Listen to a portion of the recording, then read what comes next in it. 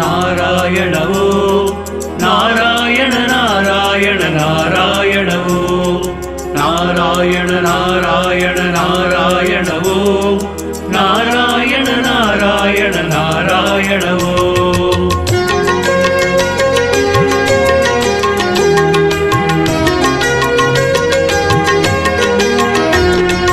நாராயணா உனக்கு நாமங்கள் ஆயிரம், அதை நாள்தோறும் சொல்ல சொல்ல நல்லதே நடந்திடும்.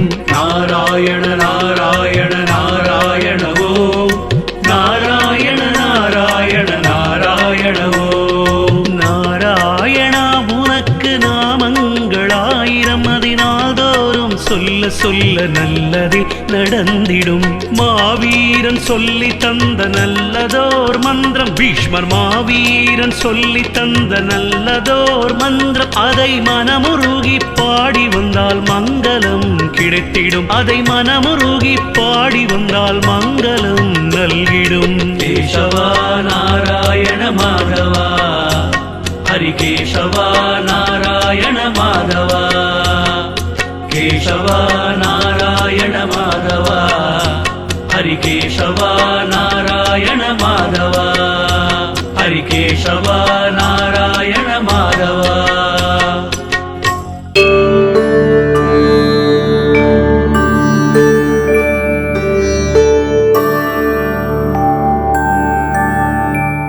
ஸ்ரீ விஷ்ணு சஹஸ்ரநாமத்தில் 122வது திருநாமம் வரைக்கும் பரவாசுதேவனை சொல்ல வந்தது.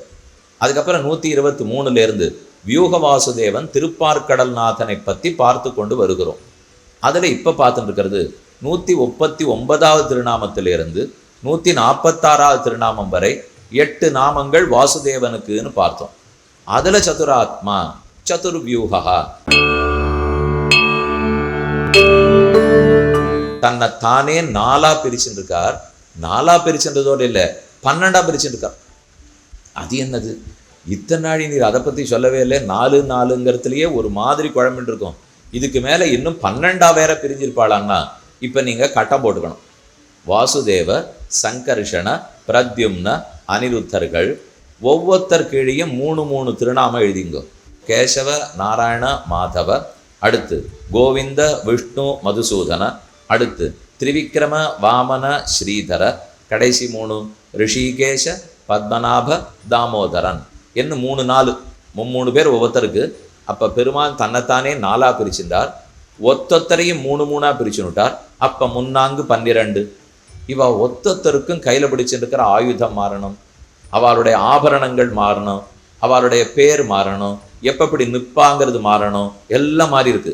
ஏன்னா இப்போ பட்டர் சாதித்தாரோ இல்லையோ, சதுர்வியூகானா ஒவ்வொன்றும் ஒவ்வொருத்தருக்கும் வெவ்வேறையா இருக்குன்னுட்டு என்னன்னு வாசிக்கிறேன். இவர்களுக்கு ஆயுதம், கேசவனுக்கு சக்கராயுதம், நாராயணனுக்கு சங்கம், மாதவனுக்கு கதை, கோவிந்தனுக்கு வில்லு, விஷ்ணுவுக்கு கலப்பை, மதுசூதனனுக்கு உலக்கை, திரிவிக்ரமனுக்கு வாள், வாமனனுக்கு வஜ்ராயுதம், ஸ்ரீதரனுக்கு ஈட்டி, ரிஷிகேஷனுக்கு சம்மட்டி, பத்மநாபனுக்கு 5 ஆயுதங்கள்.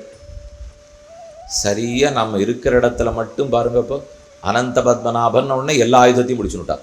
அடியார்களை ரட்சிக்கணும்னா இங்கே மட்டும்தான் வேறுபாடு. இப்போ மற்ற எல்லா இடத்துலையும் ஒவ்வொரு ஆயுதம். ஆனால் பத்மநாபனுக்கு பஞ்சாயுதங்கள், தாமோதரனுக்கு பாசக்கயறு, அவரே கயத்தால் கட்டுப்பட்டவர். தாமோதரன்னா தாமத்தால் கட்டுப்பட்டவரோ இல்லையோ, இடுப்பில் இருக்கிறதுக்கு கையில் பிடிச்சுட்டார் போடு.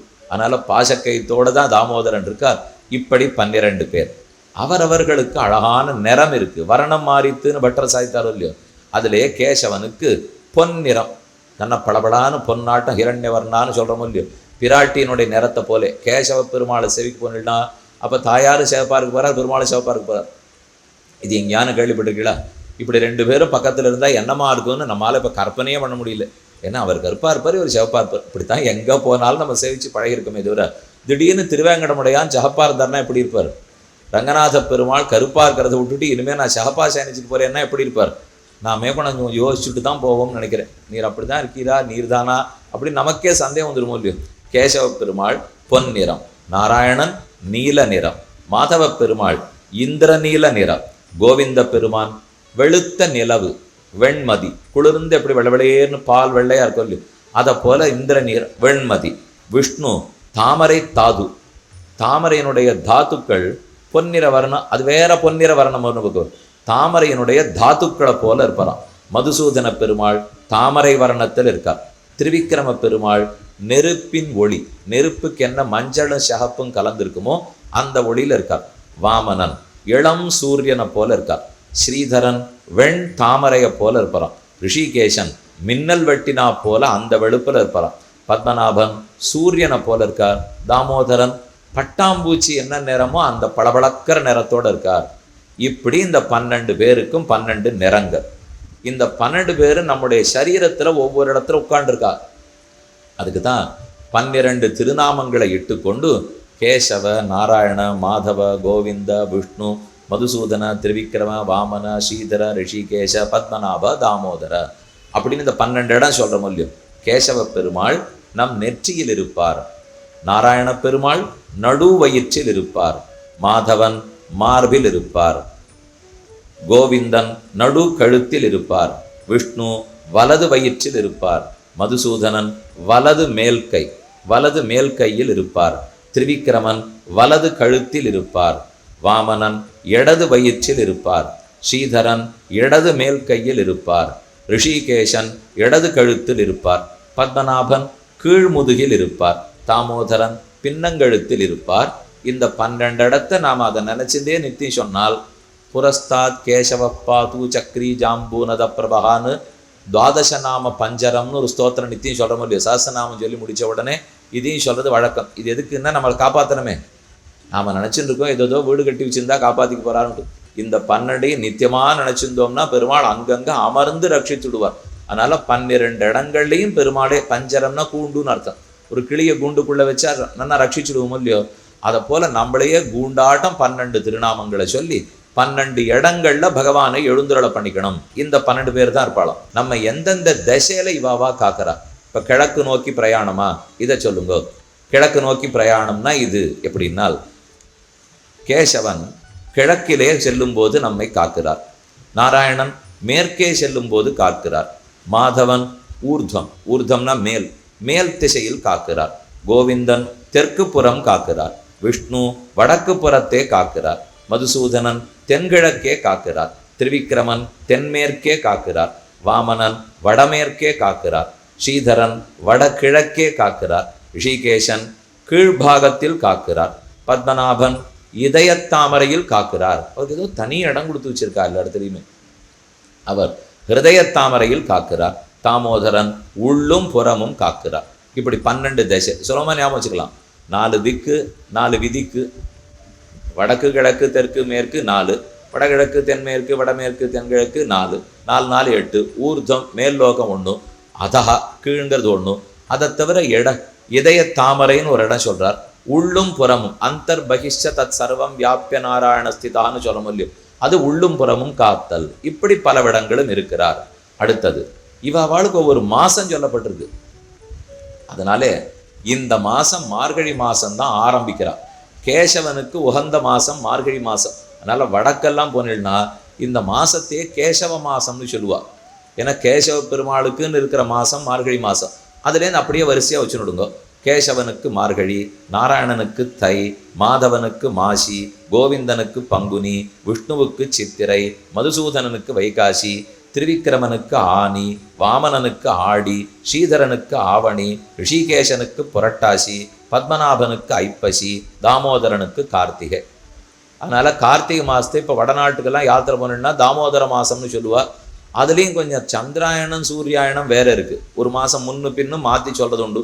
ஏன்னா சாந்திரமானம்ங்கிற பஞ்சாங்கம் வேறு, சூரியமானம்ங்கிற பஞ்சாங்கம் வேறு. சூரியனுடைய கதிப்படி கணக்கு பண்ணால் அது சூரியமான பஞ்சாங்கம். சந்திரனுடைய கதிப்படி கணக்கு பண்ணோம்னா அது சாந்திரமான பஞ்சாங்கம். இந்த 12 பேருக்கு இன்னென்ன மாசங்கள்.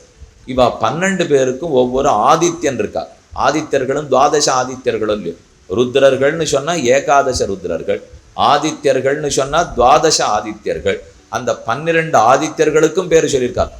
அதிலே கேசவ பெருமாளுக்கு ஆதித்யன் அம்சகன்னு பேர். 12 ஆதித்யர்கள்னா நமக்கு சூரியன் உதிக்கிறார் பாருங்க. அவர் ஒவ்வொரு மாதமும் தேரில் வரைச்சே ஒவ்வொரு பேரோட வருவார். நம்ம மொத்தமாக சூரியன்னு சொல்கிறோம், ஆனால் அவர் சித்திரையில் வரைச்சே வேற பேரோட வருவார்.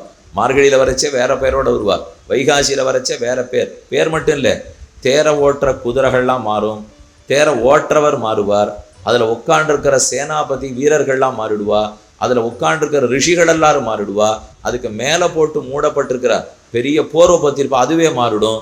எல்லாமே சூரியன் பேர்ல மாறுமா. அதன்படிக்கு இப்ப பேர் சொல்றார். கேசவனுக்கு அம்சகன், அந்த ஆதித்யன்.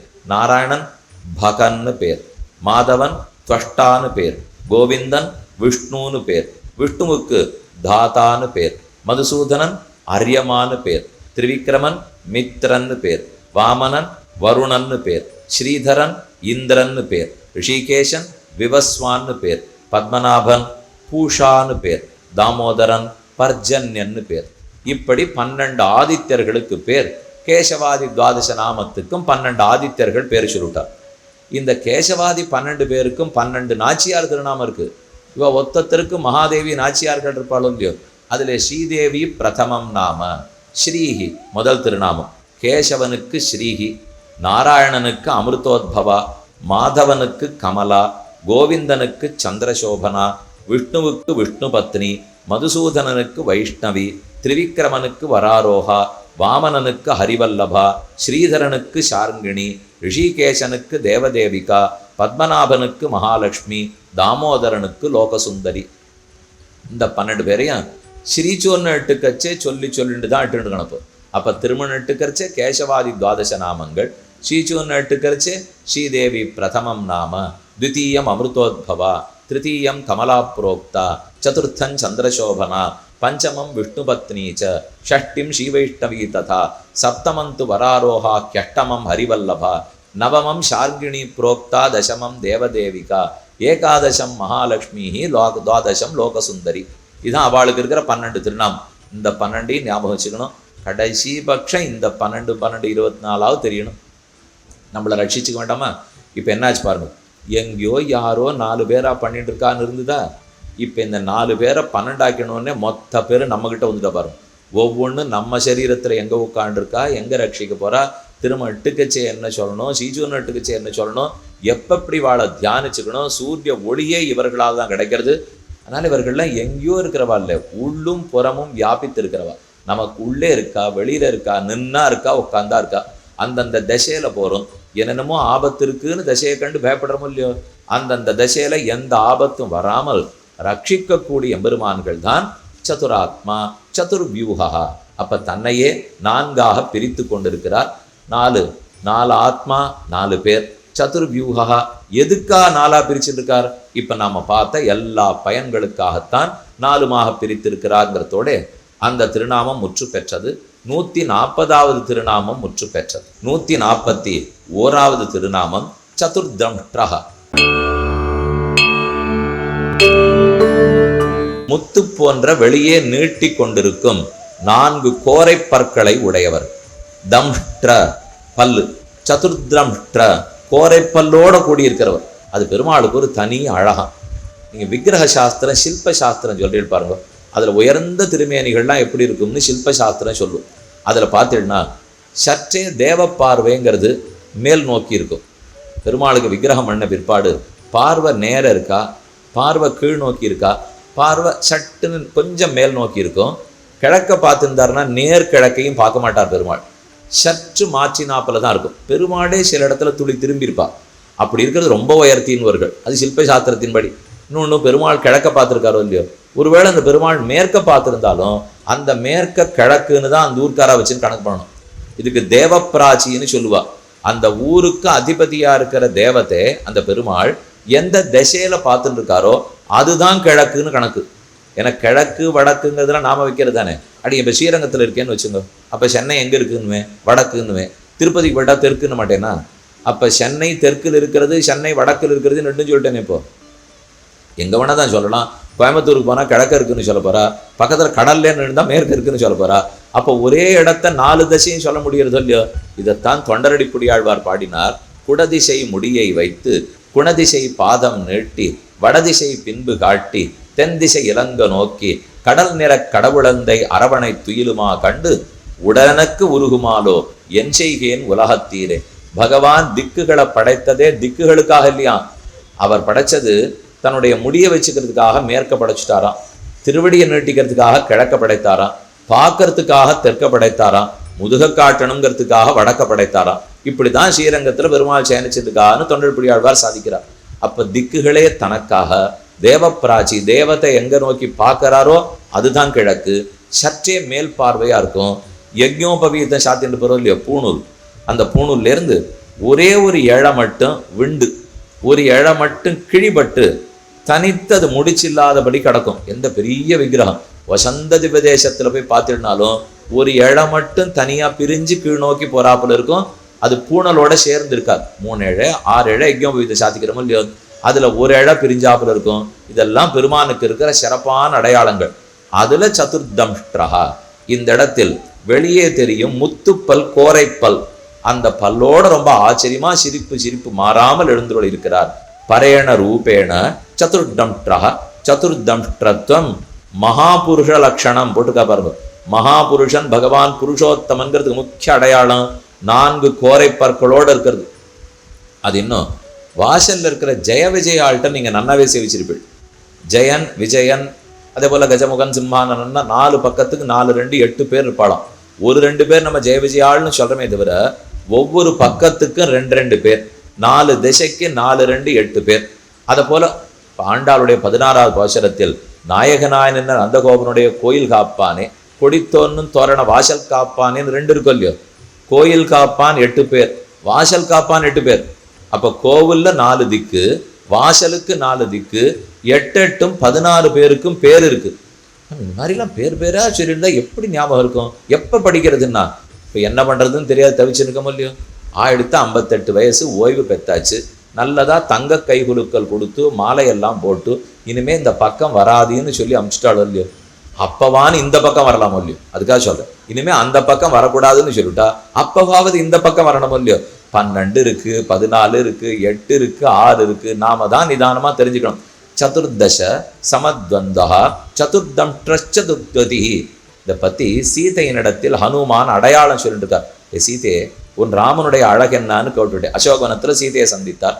அவ கேட்டுட்டா, கீதிருஷம் தஸ்ஸ சம்ஸ்தானம் ரூபம் ராமஸ்ய கீதிருஷம் கதமூரு கதம்பாகு, என் ராமனுடைய இடுப்பு எப்படி இருக்கும், திருமார்பு எப்படி இருக்கும், திருக்கண்கள் எப்படி இருக்கும், நீ பார்த்தேங்கிறது ஹனுமன்னா அடையாளம் சொல்லுன்னா. அவர் பேச ஆரம்பித்தார். நவவியாகரண பண்டிதர், சாமானிய பேச்சாளி இல்லை. அவ்வளவு அழகா பேச ஆரம்பிச்சவர் சட்டுன்னு தலையில கை வச்சுன்னு உட்கார்ந்து விட்டார். தேவி, எதை பத்தி பேச ஆரம்பிச்சா நாக்கே தவடறதோ குழையிறதோ அதை பத்தி போய் பேச சொல்லிட்டியே. ஏதோ வியாகரணம் பேசி, மீமாம்சை பேசி, நியாயம் பேசினா பேசியிருப்பேன். ராமனுடைய திருமேனி அழக பேசிருட்டியே, எனக்கு பேசுறதுக்கு வரலேன்னுட்டு வரிசையா சொல்ல ஆரம்பிக்கிறார். ராமஹ கமலபத்ராட்சா சர்வசத்த மனோகரா, தாமரை போன்ற கண்கள் உடையவர், திருமுடியிலேருந்து திருவடி வரைக்கும் அவயவமாக அழகன். அந்த அழகனை சொல்லச்சே சதுர்கதி. ராமன் 4 விதமா நடப்பார். சிங்கப்போல் நடப்பார், தேஜஸ் தோன்றும். புலி போல நடப்பார், கோபம் கொப்பளிக்கும். எருது போல நடப்பார், கர்வத்தோட நடப்பார். யானை போல நடப்பார், பெருமிதத்தோட நடப்பார். இப்படி 4ஆ நடப்பார். 4 தம்ஷ்டம் கோரைப்பல் இருக்கிறவர் அங்க அடையாளம் சொல்றார். 4 ஹனுமான் சொல்லச்சே அழகான கோரைப்பல் இருக்கிற மகாபுருஷன் உன்னி ராமன் அன்னு பரமபுருஷனுக்கு அடையாளம்.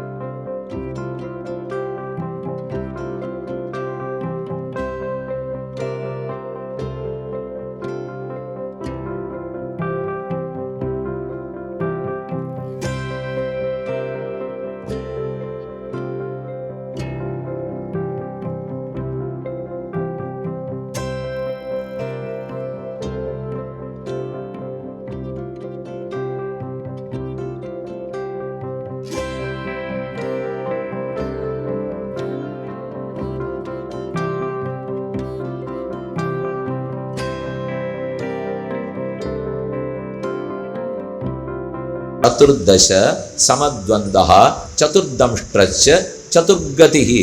4 விதமான நட இருக்கிறவர், 4 பல் இருக்கிறவர். ராமாயணத்துல சுந்தர காண்டத்துல 35வது சர்க்கத்தில் இதே சதுர்தம்ஷ்ட்ரா அங்க ராமனுக்கு இருக்குன்னு சொல்லியிருக்கார். இங்க பொதுவா பெருமானை பத்தி சொல்லிட்டு இருக்கார். 141வது திருநாமம் முற்று பெற்றது சதுர்தம்ஷ்ட்ரா. கேசவா நாராயண மாதவா ஹரிகேசவா நாராயண மாதவா கேசவா நாராயண மாதவா